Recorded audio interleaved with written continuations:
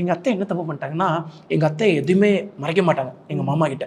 டக்குன்னு பேசிட்டு சாமி ஒரே நிமிஷம் ஹோல்டு போட்டு கொடுத்துட்டாங்க எங்கள் மாமாட்ட. அது இன்னும் சீரியஸாக போயிடுச்சு. அதனால வேறு வழியிலேன்னு பண்ண மாதிரியான ஒரு சூழ்நிலை. அது இறைவன் பண்ணக்கூடிய செயல். நம்ம என்ன தான் நினச்சாலும் மேலே இருக்கிறவர் எடுக்கிற டெசிஷன் தான் நடக்கும்.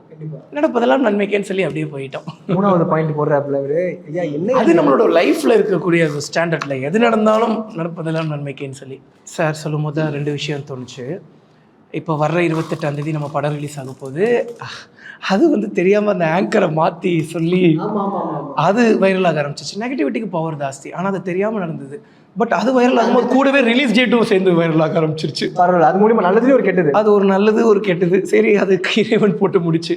அது போக இன்னொரு விஷயம், நெகட்டிவிட்டிக்கு பவர் ஜாஸ்தி. அது போக இன்னொரு விஷயம் என்ன தோணுச்சு டக்குன்னு மறந்துருச்சு சொல்ல வந்துடுறதுக்குள்ள ஞாபகம் வந்துருச்சு. அதான் அதை யாருமே பார்க்க மாட்டேங்கிறாங்க அப்படின்னு சொல்லும்போது, அப்போ இவன் செஞ்சுட்டான்ப்பா, அப்போ தான் இவன் செய்வாங்க. இப்போ நம்மலாம் நல்லது செய்கிற வீடியோவாக போடுவோம்ல. ஸோ அதை வந்து நிறைய பேர் 2 விதமாக எடுத்துப்பாங்க. ஒருத்தங்க இன்ஸ்பிரேஷனாக எடுத்துக்கிட்டு நல்லது செய்வாங்க. சில பேர் ஏன்டா இந்த மாதிரிலாம் வீடியோ போடுறீங்க அப்படின்னு சொல்லி கேட்பாங்க. உங்கள் பப்ளிசிட்டியா?